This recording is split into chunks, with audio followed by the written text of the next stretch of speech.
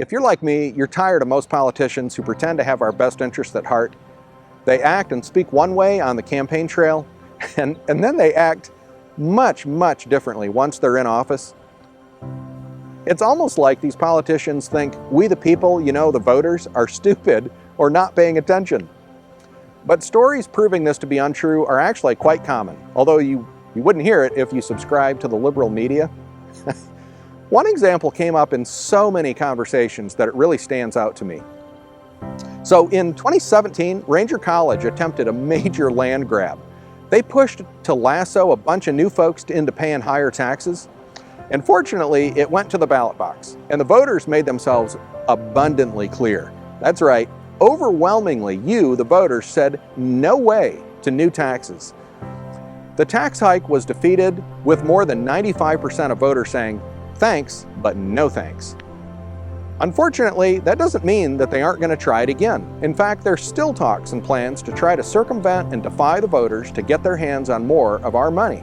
And that's why it's vitally important to have a representative who will not put up with these kind of shenanigans. I've already made a pledge to oppose all attempts at raising taxes or implementing new taxes of any kind next session. No new taxes, no tax hikes, period. Unlike my opponent, I pledge to not take any money from PACs or lobbyists or special interests, and this is an important distinction between my opponent and me, and I'll tell you why. It's a fact that among my opponent's biggest supporters are the very people who were attempting to push through the Ranger College tax scheme. You have to ask yourself why.